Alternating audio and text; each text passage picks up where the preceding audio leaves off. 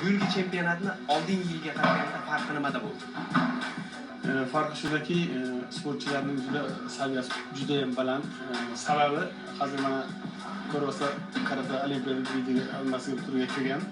O'shaning uchun shu hamma musobaqalarda shu olimpiadaga chiqadiganlar shu o'zini nima edi, tayyorgarligini shu Maysa chempionatlarda o'zini ko'rsatib, shu tajribasini oshirib bormoqda. O'sha jihatdan sportchilarning saviyasi juda katta baland bo'ldi. Albatta biz hozirgi mana shu bil borgan terma jamoamiz a'zolari ichida birinchi marta shu jahon chempionatida qatnashganlar ham bor. O'sha birinchi marta qatnashganlarga qaramasdan juda yaxshi natijalar ko'rsatdi. Men o'zim kutganimdan ham yaxshi natijalar ko'rsatdi. Bu bizim O'zbekistonda shu shotokan turining rivojlanishi, yaxshiligini bitta natija bo'ladi. Sifat degan bo'ladi. Shu nimasi dollarda bo'ladi. Jahon chempionati juda yaxshi o'tdi, ringda o'tdi. 2015-yilga qaraganda o'sha 2017-yilda undan yaxshi o'tdi, chunki bolalar tayyorgarligi yaxshi. O'zbekiston terma jamoasiga keladigan bo'lsak, biz yanvar oyidan zbor boshlaganmiz. Jahon chempionatigacha kamida 5 etap, 6 etap zbor o'tdik. Tog'da, zalda, boshqa zallarda terma jamoa bilan shug'ullandik. Bolalar imkoniyatiga keladigan bo'lsak, bolalarning imkoniyati juda ham yaxshi edi.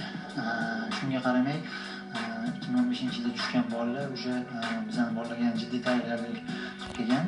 Bizning bolalarning jiddiy tayyorgarlik ko'rib borib O'zbekiston bayrog'ini bahorga ko'tarib kelishdi. Ta'kidlash joiz, mazkur musobaqada yoshlar terma jamoamiz a'zolari ham muvaffaqiyatli ishtirok etishdi. Xususan, yoshlar tarkibidan joy olgan terma jamoamiz a'zolaridan Abbos hamda Ahror Irisqulovlar nimalarga qodir ekanligini ko'rsatishdi. Mazkur musobaqada oltin va kumush medallarni qo'lga kiritgan sportchilar meni oldimda turibdi. Abbosjon, umuman musobaqa qanday tarzda o'tdi va ushbu musobaqada siz qanday natijani qo'lga kiritdingiz? Yaxshi bo'ldi. Men shotokan karate idroi bo'yicha 5 yildan beri shug'ullanaman. 18-19 avgustda Yaponiyaning Tokio shahrida bo'lib o'tgan jahon chempionatida qatnashib, birinchi o'rin oldim. Kelajakda Olimpiada o'yinlarida birinchi o'rin olarish. Men shotokan karate idroi bo'yicha 7 yildan beri shug'ullanaman. Birinchi musobaqaga chiqqanimda qiyin edi.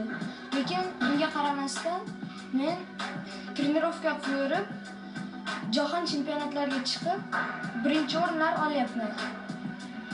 Tokiodagi jahon chempionati siz uchun qanchalik omadli keldi va u yerda nechinchi o'rinni oldingiz va oldindagi rejalar qanaqa? Tokiodagi musobaqa yaxshi o'tdi. Men oltin bilan kumush medalni oldim. Kelajakdagi niyatim jahon chempionatlarida yutish.